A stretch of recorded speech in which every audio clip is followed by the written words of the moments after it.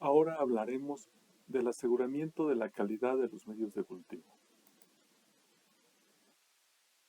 Antes que nada, un medio de cultivo, una vez que fue terminada su preparación, debe de estar correctamente identificado y sus datos deben de estar registrados en los registros correspondientes. Como identificación, usamos la etiqueta, la cual debe contener como información mínima el nombre del medio, el lote y la caducidad.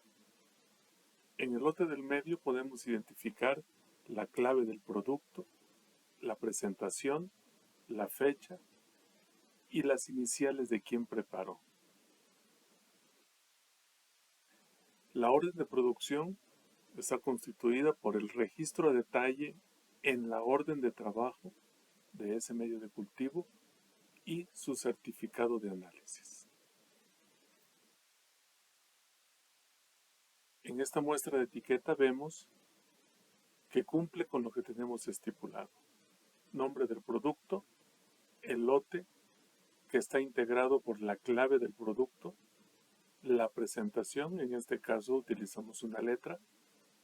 Esta letra corresponde a placa de 90×15, la fecha de la preparación y las iniciales de quien preparó ese medio de cultivo. Y en el siguiente renglón es la caducidad de este medio de cultivo. Este medio de cultivo tiene de vigencia un mes.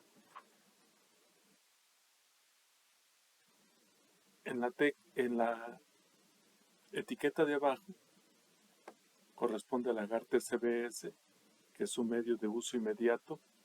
También está identificado con la clave del producto, la presentación, que de igual forma es una placa de 90×15, el día en que se preparó, en este caso el 2 de agosto del 2022, y las iniciales de quien preparó ese medio.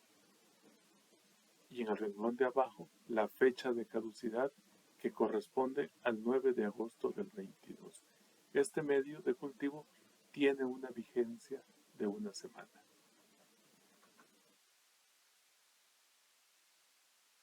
Para el aseguramiento de la calidad lo tenemos dividido en 3 etapas, que la primera corresponde al control de esterilidad, la segunda al control de las características físicas de cada medio de cultivo y la tercera el control de calidad microbiológico. Las condiciones ideales para realizar la prueba de esterilidad es la siguiente. Para temperatura de incubación de 4 a 8 grados centígrados, el periodo mínimo de incubación es de 10 a 14 días. Estas son para las bacterias psicrófilas. De 20 a 25 grados, el periodo mínimo de incubación es de 2 a 5 días. En este rango de temperatura podemos identificar a los hongos. Y la mayoría de las bacterias crece entre 35 y 37 grados centígrados, por lo que el periodo mínimo de incubación va de 24 a 72 horas. ¿Cómo hacemos el control de esterilidad en el laboratorio? Lo que hacemos en el laboratorio es incubar mínimo 24 horas la gran mayoría de los medios de cultivo. Algunos requieren de ser incubados de 72 horas, como es el caso del medio de EMJH líquido. Posteriormente incubamos a temperatura ambiente de 48 a 72 horas, mínimo 48 horas para el control de hongos. En algunas ocasiones alcanzamos a incubar las 72 horas ya que se atraviesa el fin de semana. Y evaluamos. Si el 10% del lote total está contaminado, este lote se desecha. Hay otra forma de realizar la prueba de esterilidad, por el llamado doble plan de muestreo.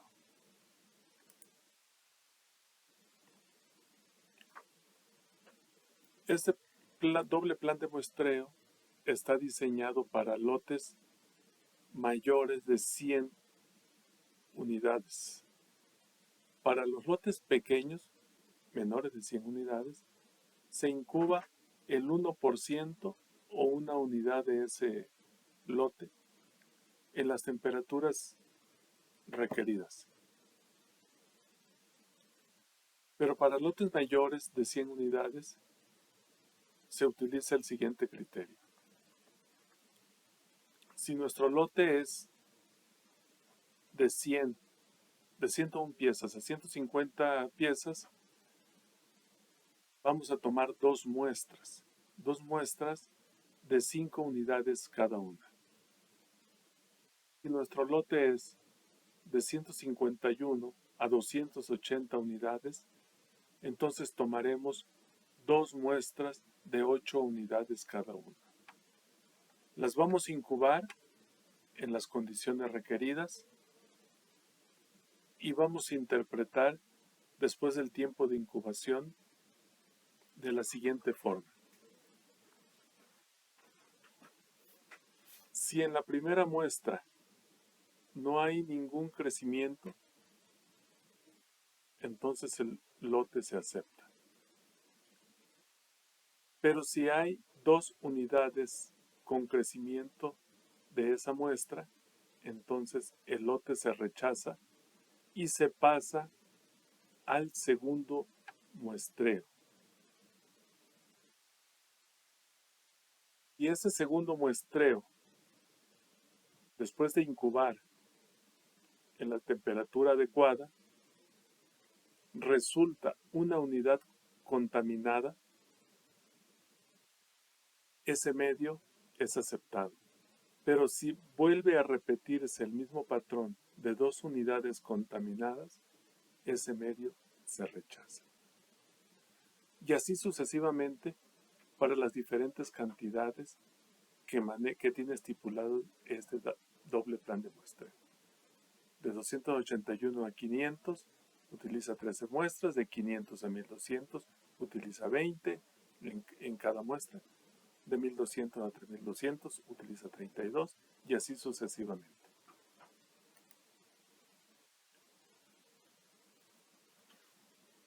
Ya que tenemos nuestro medio terminado, lo vamos a inspeccionar de acuerdo a sus características físicas.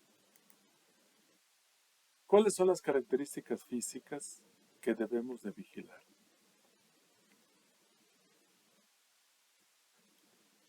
Estas características físicas están estipuladas en la ficha de preparación. En la ficha de preparación están los parámetros para cada una de estas características. Por lo general, en términos generales, el pH se permite una variación de más o menos 0.2 unidades. El color está estipulado en la ficha de preparación, en la ficha de producción, de acuerdo al medio de cultivo.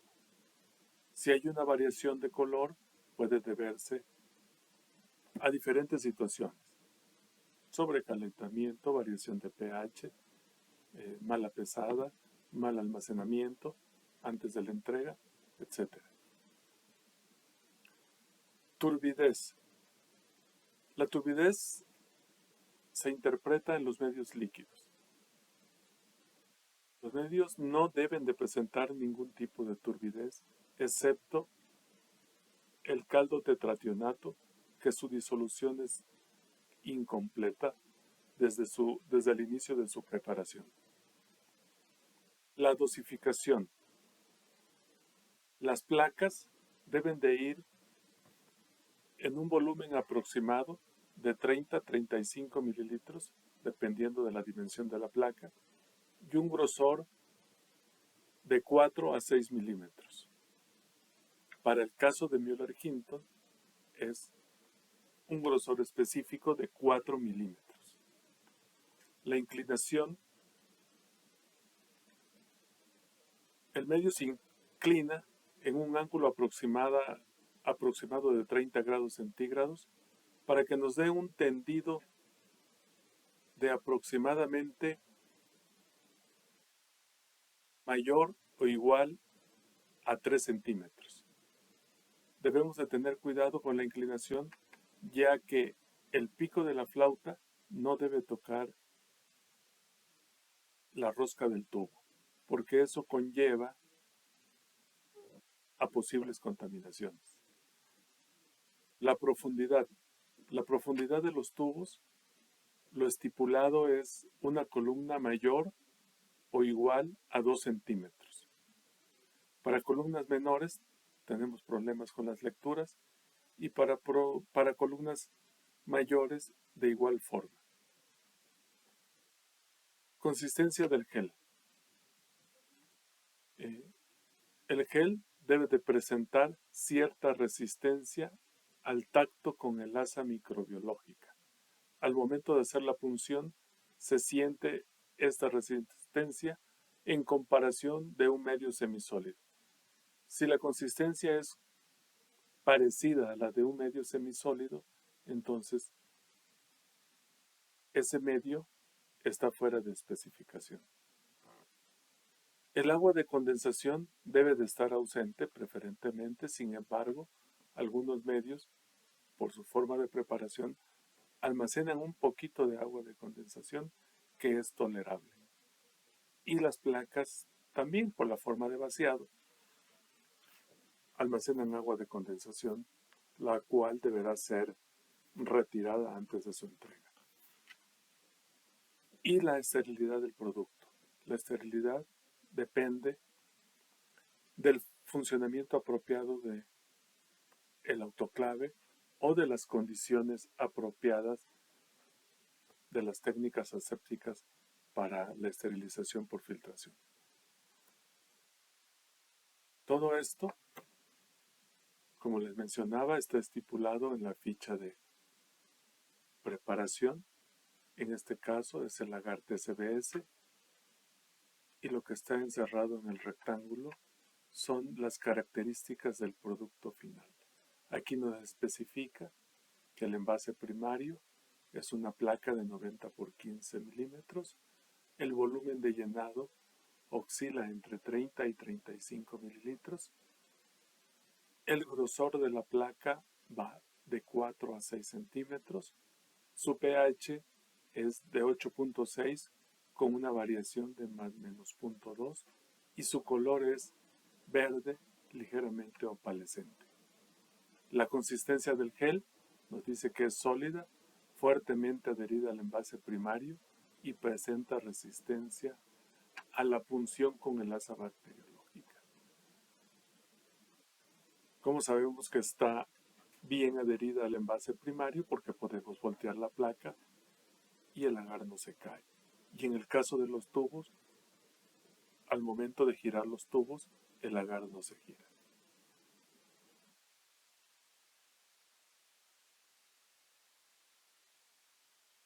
Esta es parte del control microbiológico que se le realiza al TCBS.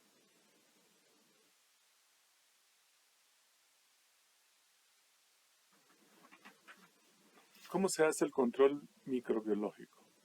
¿A quién se le hace? A los medios listos para su uso. Estos medios son los que compramos ya preparados. Estos medios, pues no tenemos obligación de realizarles ningún tipo de control, puesto que nuestro proveedor o fabricante emite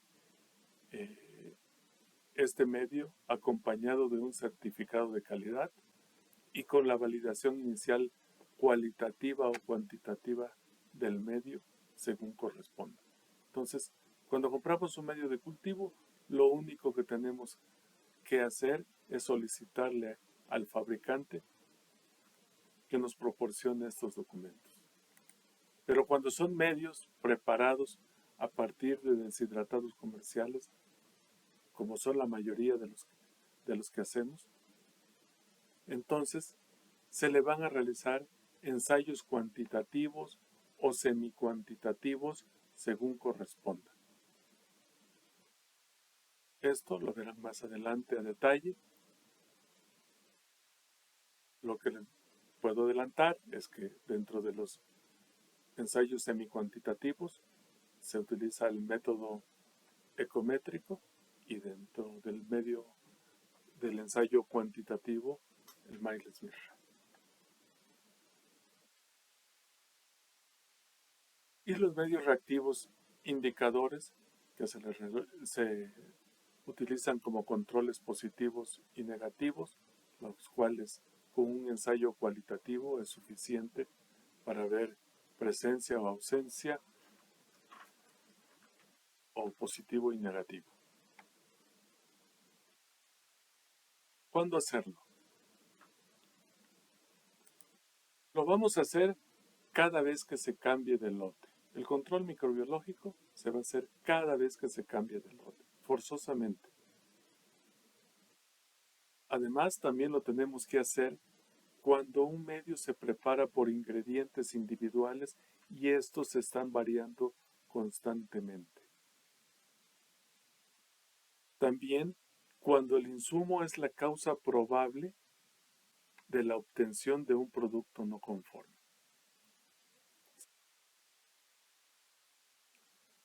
También se tiene que hacer cuando son medios que se utilizan esporádicamente, cada 6 meses, o que tenemos un bote abierto ahí durante 6 meses y no se ha utilizado. Recuerden que al abrir el bote empieza la degradación del medio si no está bien cerrado o bien almacenado. También lo tenemos que hacer cuando el aspecto físico del medio, el polvo, no corresponda a lo esperado o hay una ligera variación de pH. Y cuando el insumo alcance la fecha de caducidad.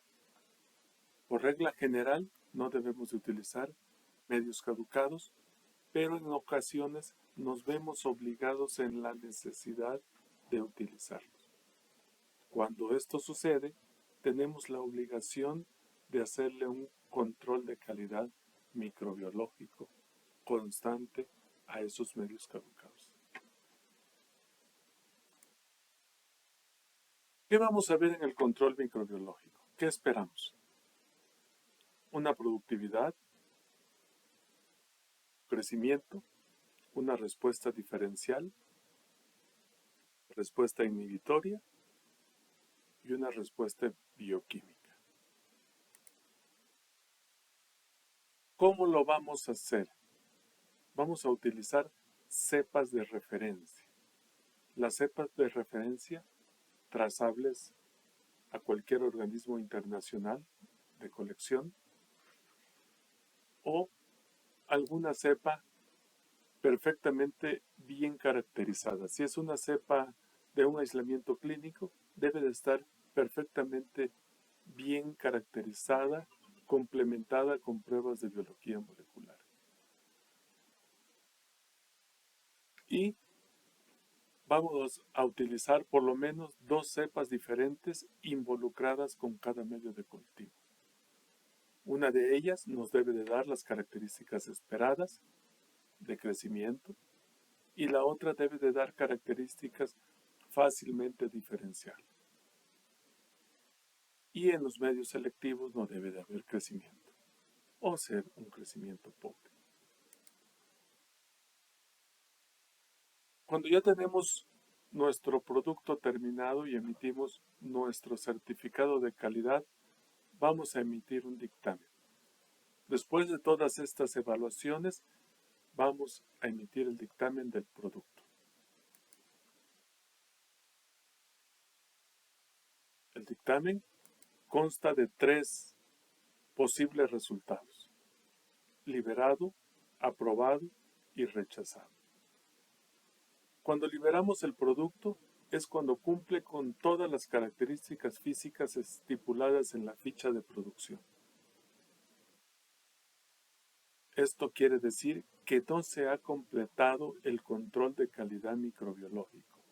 Sin embargo, hay algunos medios que por su naturaleza y por el largo periodo de resultado del control microbiológico, es necesario emitir un certificado de calidad sin completar este rubro.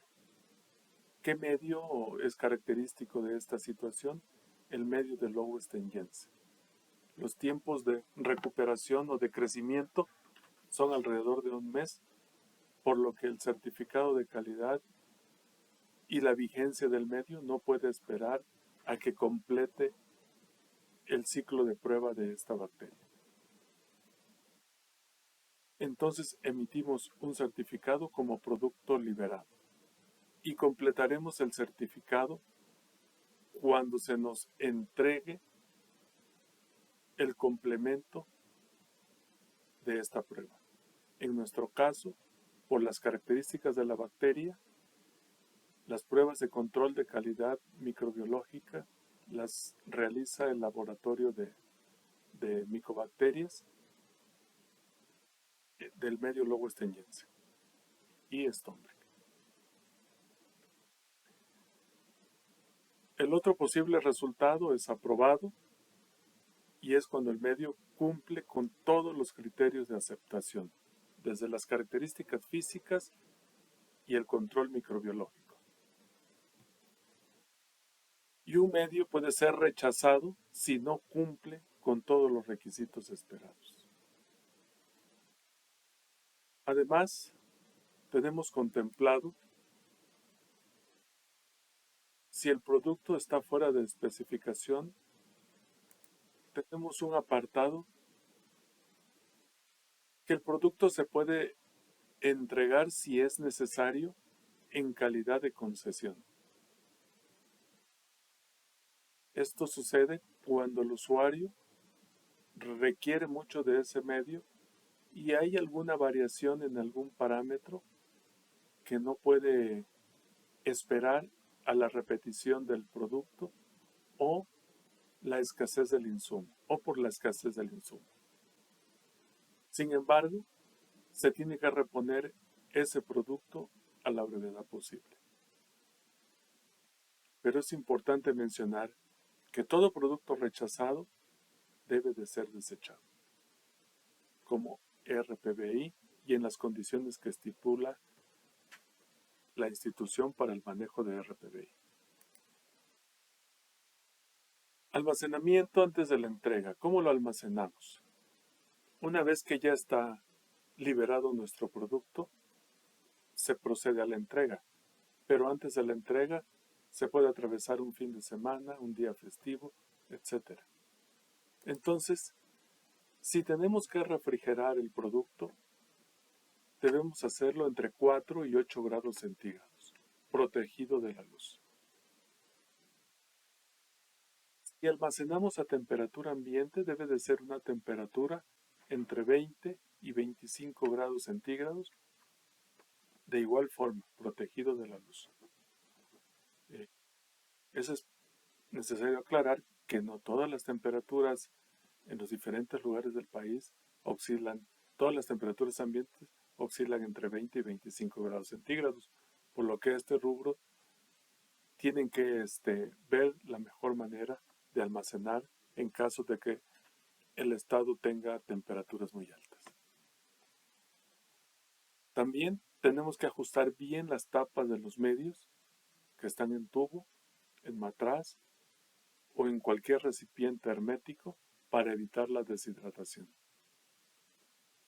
Y una consideración muy importante para las placas es que estas deben de almacenarse con las tapas hacia abajo para evitar la deshidratación lo mayor posible.